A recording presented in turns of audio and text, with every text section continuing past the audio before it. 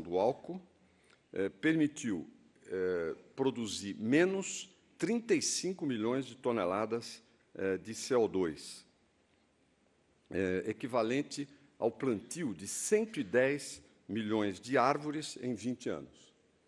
Isso mostra o aspecto ecológico positivo do etanol, que, em geral, aparece menos na discussão internacional a esse respeito. Ou seja, aqui em São Paulo, basicamente, mas no conjunto do país, foram 35 milhões de toneladas a menos de CO2 por causa do etanol. 100 milhões de árvores plantadas em 20 anos. Este é um dado extremamente significativo. Para que se tenha uma ideia, e este é um seminário internacional e vale a pena citar, se 10% da gasolina do mundo contivesse álcool, deixariam de ser emitidos por ano, emitidas 530 milhões de toneladas de CO2, o que equivale a 1 bilhão de árvores em pé, hoje. Esta é uma síntese do benefício ecológico que o etanol traria. É realmente impressionante. No caso brasileiro, a utilização é entre 20% e 25% do etanol para a gasolina utilizada. Se o mundo utilizasse 10%, que evidentemente não podia acontecer a curto prazo, porque a oferta não conseguiria acompanhar, mas é algo que pode vir a acontecer nos próximos anos, seriam economizadas 500, eu repito o número porque é impressionante, 530 milhões de toneladas de CO2, 1 bilhão de árvores de pé. Então, nós temos aí um argumento extremamente importante, extremamente relevante nessa discussão mundial a respeito do etanol. Em geral, quando teve aqui a primeira-ministra da Alemanha, ela me falou do assunto da floresta amazônica e tudo mais. O etanol não prospera nas terras e no clima, a cana-de-açúcar não prospera nas terras e no clima da floresta amazônica. Não há esta competição predatória que se imagina. E existem muitas possibilidades de expansão, tanto aqui quanto no conjunto da região latino-americana e outros países do mundo. Portanto, do ponto de vista ambiental, a nota do etanol, comparativamente ao petróleo, é muito mais alta, muito mais significativa. Quero dizer que aqui em São Paulo nós enfrentamos com um sucesso enorme num trabalho conjunto com o setor a questão das queimadas, porque as queimadas eram um método, ou são ainda um método de extração de cana. Vai-se lá, queima-se e aí extrai-se a cana, faz-se o corte. É um trabalho de natureza manual. Para que vocês tenham uma ideia, quando eu tomei posse aqui em São Paulo, há 2 anos e pouco, o índice de queimadas no Estado era de cerca de 10% do território. Ou seja, 2,5 milhões de hectares queimados a cada ano.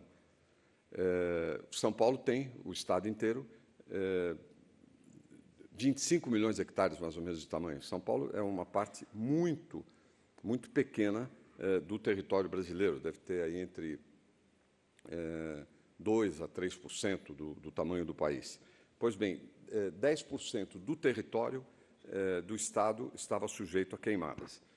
Nós, então, antecipamos, em entendimento com o setor, através de um protocolo, o cronograma para o fim das queimadas, que estava previsto aí para 2020, 2025. É de outra época, quando a cana também não tinha essa importância. De maneira que, em 2014, praticamente não haverá queima, exceto nas propriedades menores, e há também o desenvolvimento da tecnologia que permite o corte mecânico da cana em terras inclinadas, porque esse é o grande problema, porque a maquinária atual não permite atuar em terras com muito declive. Estão se desenvolvendo variedades tecnológicas que permitirão fazer isso. O programa tem tido um sucesso espetacular. Basta dizer que a colheita crua, que é com as máquinas, equivaleu a 34% na safra de meados de 2007, passando para 49% na safra de 2008 e 2009.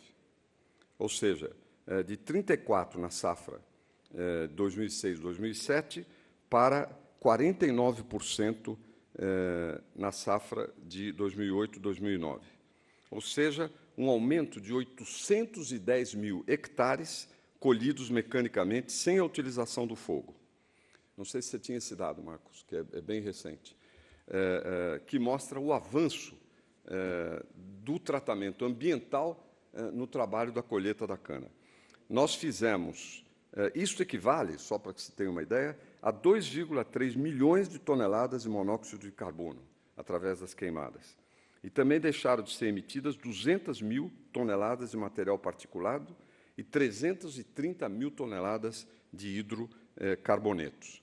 Sem falar também no avanço que tem acontecido na expansão das matas ciliares, na recuperação das matas ciliares. E aqui eu quero fazer um reconhecimento público ao setor, porque o setor da cana é o que mais aderiu ao programa de matas ciliares do governo do Estado. Portanto, são resultados muito significativos e que mostram a preocupação de São Paulo, e que é uma preocupação nacional, evidentemente, não é uma preocupação apenas local, de lidar adequadamente com a expansão ambiental, no caso do etanol, no caso da cana-de-açúcar.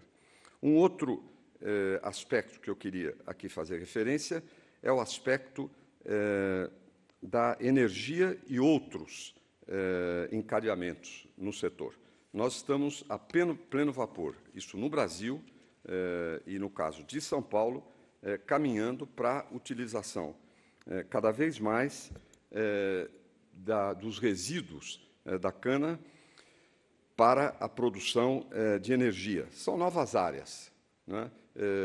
E, no caso, também com poupança significativa de CO2, uma vez que se trata de uma fonte que será queimada, mas será replantada e absorverá também CO2 da atmosfera. Toda a vertente que vai para o lado da alcoquímica e bioplásticos, né? A rota de produção do eteno a partir do etanol, que exige fábricas integradas verticalmente. O etanol de segunda geração, que eu falei, e a disseminação dos motores flex, agora, no caso, a partir deste ano, na motocicleta, no ônibus a etanol, nos motores náuticos e nos aviões. Aí é toda uma área de expansão nova. No caso da eletricidade, a colheita da cana crua já alcançou praticamente 50% da área de cana do Estado, e aí, no caso, 50% dessa palha pode ser aproveitada para a hidroeletricidade. Quais são as vantagens?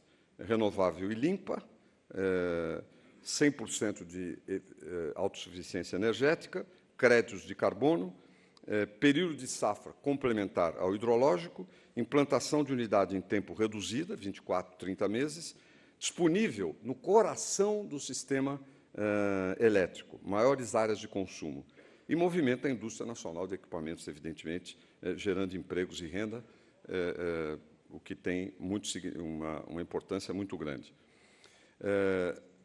Só no caso de São Paulo, o potencial para 2012, utilização plena do bagaço e da palha, pode equivaler a 56% da usina hidrelétrica de Itaipu. É algo muito, muito significativo, porque estamos falando da maior hidrelétrica da região. Bem, no caso ainda do ambiental, eu quero destacar, junto à criação de APPs e de outros esquemas de proteção que têm um significado muito grande do ponto de vista local. Por último, o aspecto do comércio. Se um país como o Japão adotasse 10% de etanol na gasolina, seria uma verdadeira revolução. Por que o Japão não faz isso? O Japão, em matéria de combustíveis, não tem o viés protecionista dos Estados Unidos e mesmo da União Europeia. Há um protecionismo muito forte nos Estados Unidos, contra os consumidores americanos. A mesma coisa que os economistas, articulistas americanos sempre falaram a respeito da América Latina, os Estados Unidos praticam. Eles são como aquele padre chileno, cura gatica, predica e não pratica em matéria comercial. Ou seja, predica o livre comércio, mas não pratica quando o livre comércio é inconveniente. E aí é o caso típico do etanol. A União Europeia também coloca muitas restrições. Mas olhemos um país como o Japão, que só teria interesse, não que o Japão não seja protecionista, mas não nessa área. Qual é o problema do Japão para adotar o etanol? O problema é a insegurança do abastecimento, não é? E aí há uma batalha que nós temos que travar em comum, inclusive Brasil, Estados Unidos e outros, que é transformar o etanol numa commodity internacional. Daí o interesse, inclusive do governo brasileiro, de estimular a produção de etanol na África e no resto da América Latina. O governo brasileiro tem manifestado, o governo, as classes produtoras, os estados, disposição de dar assistência para que se produza mais fora do Brasil. É uma atitude, pode parecer surpreendente. Nas Américas, na América Latina e na África, e inclusive na Ásia.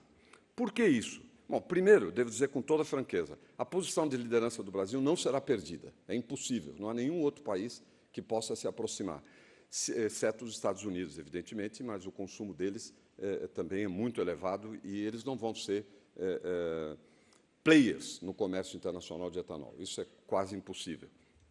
Mas também porque o que nós queremos é disseminar o conceito de commodity para a cana-de-açúcar, para o etanol, porque isso é o que vai permitir o desenvolvimento do comércio.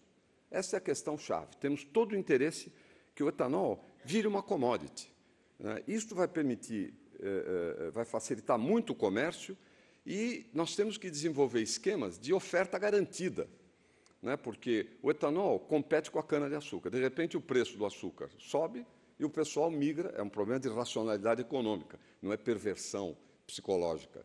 Se o preço do açúcar sobe, migra para o açúcar e deixa o álcool. E aí quem está com uma frota arrumada para receber etanol pode se sentir em perigo.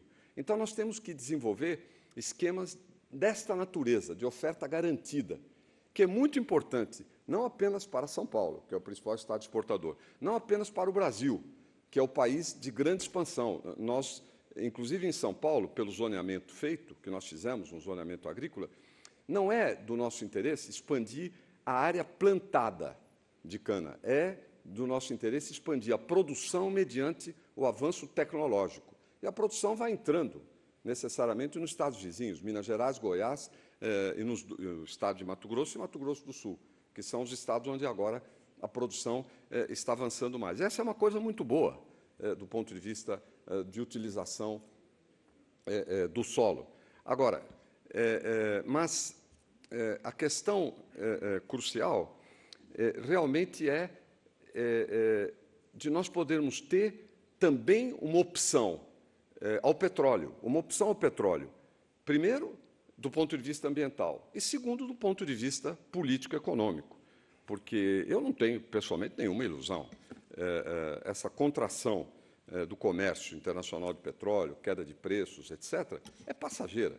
Nós vamos viver, ao longo da história, com surtos de aumentos de preço, porque é uma produção altamente monopolizada, que envolve problemas políticos que, infelizmente, não vão desaparecer no horizonte, eu diria, não estou querendo ser muito pessimista, mas acho que ainda da minha geração não vai desaparecer.